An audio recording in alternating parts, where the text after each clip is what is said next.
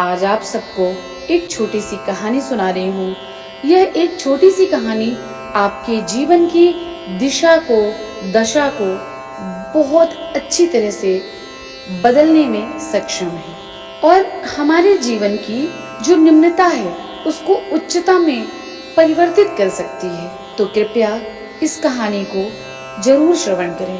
एक बार देवराज इंद्र को अपने इंद्र पद पर आसीन होने का अभिमान हो गया। तब भगवान विष्णु ने उनकी दर्प का शमन करने के लिए देवर्षि नारद को भेजा। देवर्षि नारद देवराज को साथ लेकर भ्रमण करने निकले। दोनों आकाश मार्ग से जा रहे थे कि देवर्षि नारद धरती पर रेंगती हुई चींटियों के समूह को देखकर हंसने लगे। उनको इस तरह से हंसते देखकर इंद्र को उत्सुकता हुई। उन्होंने देवर्षि से हंसने का कारण पूछा। तब देवर्षि नारद बोले, हे देवराज इंद्र, ये सब चींटियां किसी न किसी जन्म में इंद्र पद पर आसीन रही हैं और आज उनको इस तरह भटकते देखकर मुझको प्रकृति की लीला पर हंसी आ रही है। तब इंद्र आश्चर्य से बोले, ऐसा कैसे संभव है देवर्षि?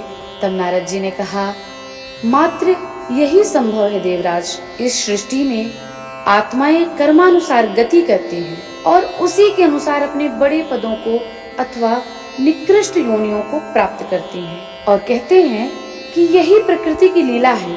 इसे आप कर्म का काल चक्र भी कह सकते हैं। इसी में गति करते करते कभी कोई इंद्र बनता है तो कभी कोई चींटी बन जाता है। इसका आशय यह है कि मात्र अहंकार मुक्त होकर कर्म करने से ही इस चक्र से मुक्ति संभव है।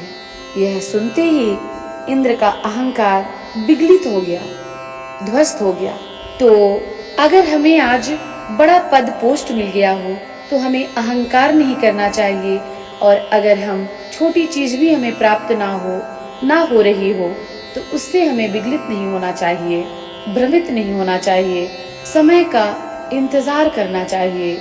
एक दिन समय जरूर बदलता है और कर्म बड़ा निराला होता है। काल चक्र जो है वह घूमता ही रहता है। जो आज निम्नता पे है कल उच्चता की शिखर पर पहुंच सकता है और जो आज उच्चता की शिखर पर है वह निम्नता की परिधि में भी जा सकता है। इसीलिए अपने कर्मों को और भगवान की कृपा पर विश्वास करके हमें आगे चलते रहना चाहिए।